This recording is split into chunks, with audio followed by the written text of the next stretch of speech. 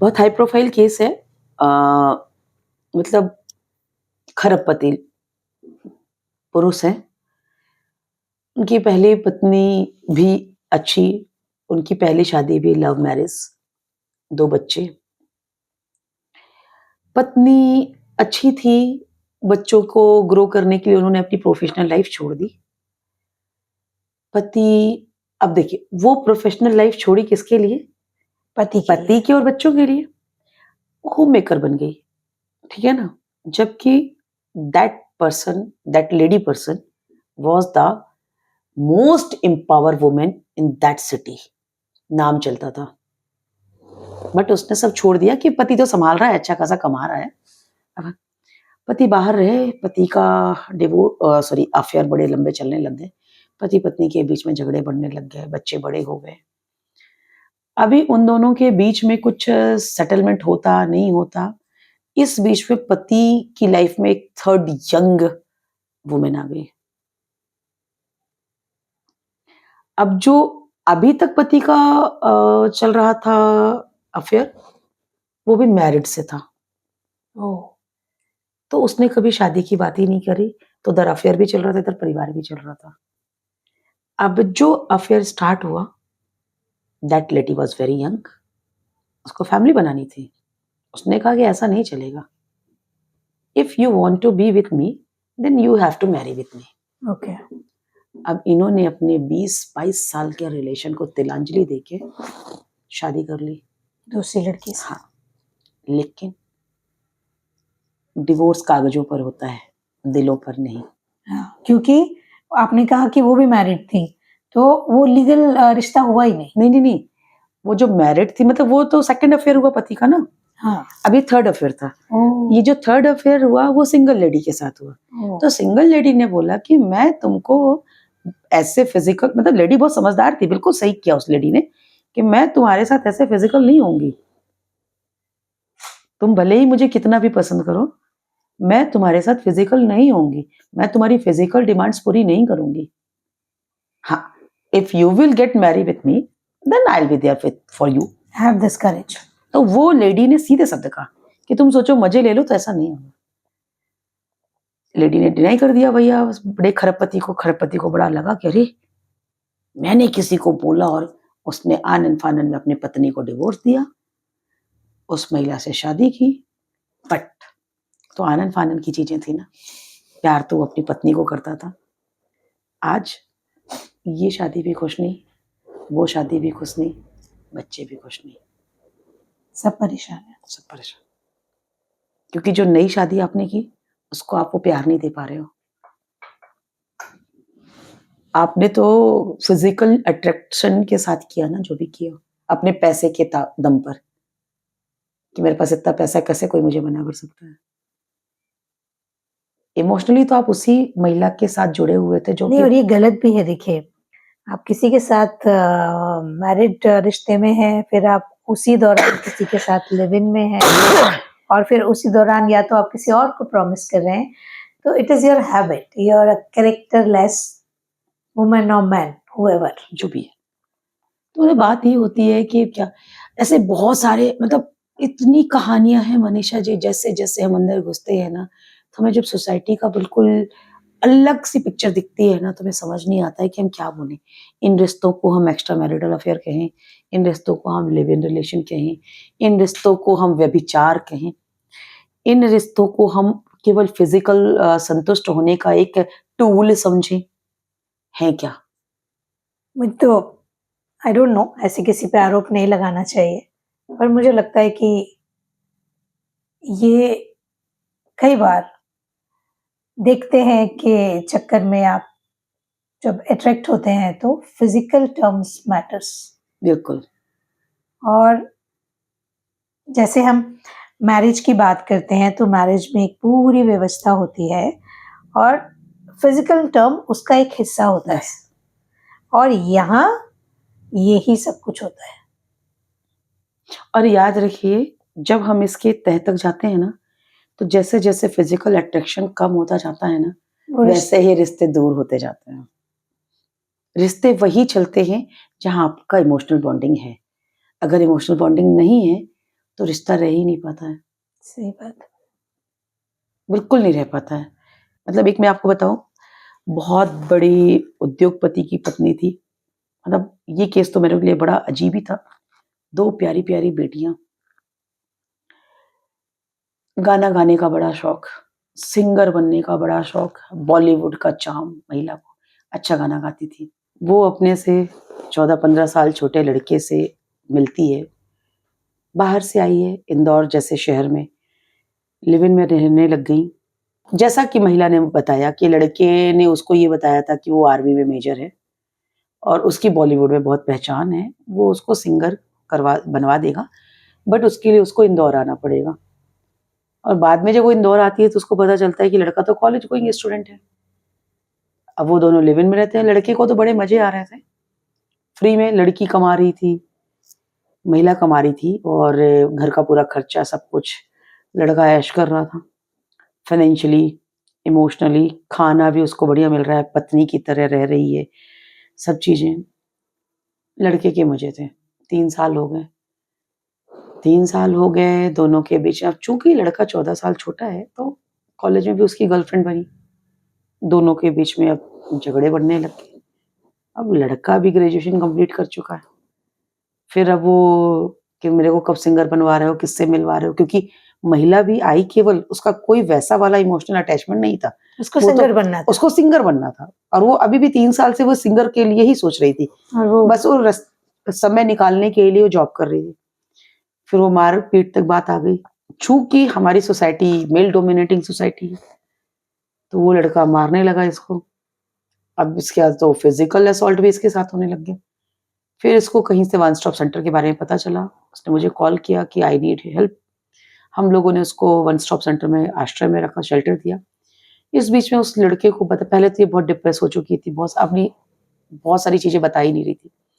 फिर हम लोगों ने उसको 3-4 दिन तो बहुत ज्यादा उसकी बीपी बढ़ा, उसका इलाज करवाया हम लोगों ने। जब सेटल डाउन हुई फिर उसने उस लड़के का नंबर दिया, हम लोगों ने उस लड़के को बुलाया तो लड़का बोला कि मैडम मैं नहीं आ पाऊंगा, मैं आऊंगा ही नहीं। तो हम लोग यही बोले, महिला भी यही चाहते थे कि तुम भाई लिव इन में तो तुम छोड़ दो हमें, बात खत्म। लेकिन चूंकि उस लड़के के लिए ये महिला जो थी वो सोने का अंडा देने वाली मुर्गी थी। बिना कुछ किए फ्लैट का किराया, खाना, उसके कपड़े इतने महंगे महंगे, उसके इंदौर जैसे सिटी में उसका खर्चा 50-60 हजार रुपए महीने का वो दे रही है महिला। जब मर्जी आ रही है तब सेक्स भी कर रहा है, तो सारे एंजॉयमेंट तो महिला के साथ कर रहा है। और महिला अब सेपरेट होना चाहती है तो वो जो लड़का है वो नहीं जाने दे रहा। तो फिर हम लोगों ने फिर उसको बहुत ज्यादा हम लोगों ने कहा कि अगर या तो तुम शादी करो, उसको हम डिवोर्स करवा रहे हैं, हम महिला का डिवोर्स करवा रहे हैं, तुम शादी करो।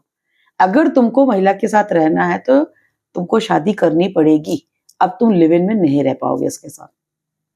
तो जब उसके ऊपर ये हुआ कि अब शादी वाली बाउंडेशन आ रही थी, बोला कि मैं ठाकुर हूँ, मैं यहाँ का ये हूँ, मैं वहां का वो हूँ, हमारे यहाँ ऐसा नहीं होता है। तो हमने कहा बेटा मजे सब जगह ले रहे थे, शादी के लिए हमारे यहाँ नहीं होता है। हमने कहा क्यों, तुम्हारे पापा मम्मी को नहीं पता है कि तुम जो इतने बड़े बड़े मजे कर रहे हो उसका पैसा कहाँ से आ रहा है? तुम्हारे मम्मी पापा तुम्हारी कॉलेज की फीस कितना भेजते हैं और तुम जो इतने ब्रांडेड कपड़े पहन के घर जाते हो तुम्हारे घर वालों को नहीं पता है। शर्म नाम की चीज ही नहीं है। फिर उस लड़की को फिर मैंने बोला, मैंने कहा, बोलता है अरे मैडम हम चंबल के शेर हैं। मैंने कहा तुम होगे चंबल के शेर, इस बार पाला तुम्हारा शेरनी से पड़ गया है, तो अब बेटा या तो तुम उस महिला को छोड़ोगे या फिर तुम्हारे मम्मी पापा को मैं वन स्टॉप सेंटर बुला लूंगी, या तो शादी होगी या तो फिर जबरदस्ती करने में तुम जेल जाओगे। जबकि मैं आपको बता दूं, लिव इन रिलेशनशिप में जो संबंध बनते हैं चूंकि वो सहमति से बनते हैं तो वो आपके डोमेस्टिक वायलेंस तो हो सकते हैं बट वो रेप में कन्वर्ट नहीं होते हैं। ये बात लड़कियों को सुन लेना चाहिए।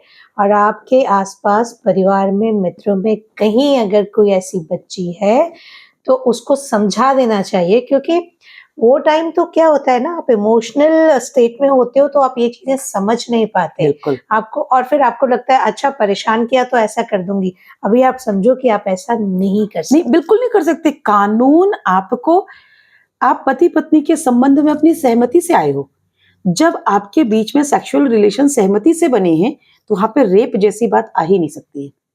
हाँ, ये जरूर है कि अगर आप पति पत्नी के संबंध में हो, आपके साथ वायलेंस हो रहा है, तो डोमेस्टिक वायलेंस एक्ट जो है हमारा, उसके उसमें अंतर्गत आपको कंपनसेशन मेंटेनेंस मिल सकता है। और वैसे लेकिन ये बात सही भी है। आप सोचिए ना, 1 साल तक, 2 साल तक या 6 महीने तक भी कोई ज़बरदस्ती फिज़िकल कैसे हो सकता है? नहीं होता है। मैं वही आपको बताना चाह रही अगर हूँ, कोई कहे तो भी नहीं मानना अरे चाहिए। कानून और ये सब चीजें अभी इतने प्रैक्टिकल हो चुके हैं कि वो एक झटके में बातें नहीं सुनते हैं।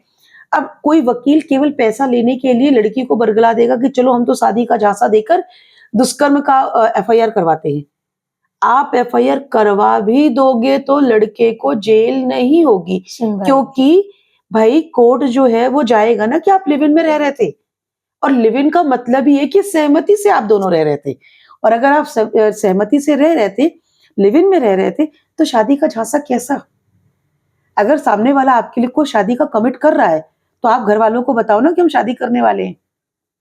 अगर घर वालों को पता है कि हाँ आप शादी करने वाले हैं और शादी करने आपने डिसाइड किया है, तब आप दोनों संबंध में आए हो, ये पब्लिकली सभी जान रहे हैं, तब कहा जा सकता है कि हाँ दोनों परिवार को पता था, इनको शादी करनी थी एक दूसरे के साथ, इसलिए परिवार की मर्जी से साथ में थे। लेकिन अगर आपने परिवार से कोई बात छुपा के रखी है, केवल आप दोनों के बीच में सहमति है, और फिर आप बोल रहे हो कि नहीं ऐसा नहीं, ऐसा नहीं, ऐसा ठीक है। कहीं कहीं पर लड़कों के साथ भी थोड़ा गलत हो जाता है, लड़कियां रेप केस में फंसा के फिर जबरदस्ती शादी कर लेती हैं, लेकिन ऐसे रिश्ते कितना चलते हैं।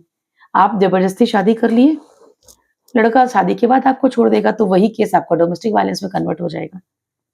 लेकिन जहां इमोशंस है ही नहीं, वो रिश्ता चाहे लिव इन का हो, चाहे रेप की धमकी से डर के शादी में कन्वर्ट हुआ हो, ज़बरदस्ती हो ही नहीं जबरदस्ती सकती। का हो ही नहीं पाएगा। बिल्कुल, बिल्कुल।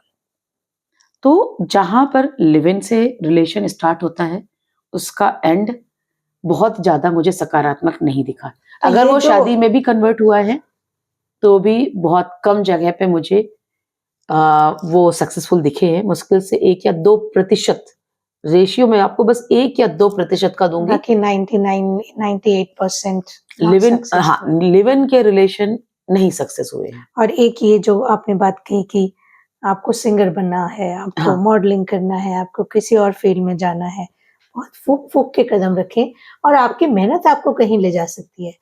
कोई किसी के ऊपर आपने ज़िम्मेदारी दे दी कि और फिर वो आपको बेवकूफ़ बनाते रहे बहुत समय तक, ऐसा आप होने भी कैसे दे सकते हो?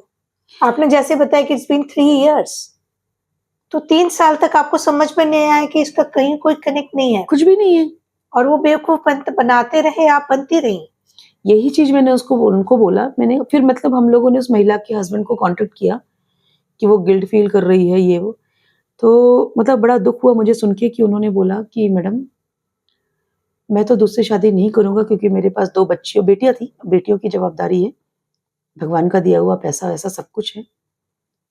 उन्होंने जब अपने बंगले की फोटो भेजी कि मैडम इस घर को वो छोड़ के गई है, और बच्चियों की फोटो भेजी, जिस समय वो छोड़ के गई थी उस समय की फोटो, छोटी बेटी 1.5 साल की थी।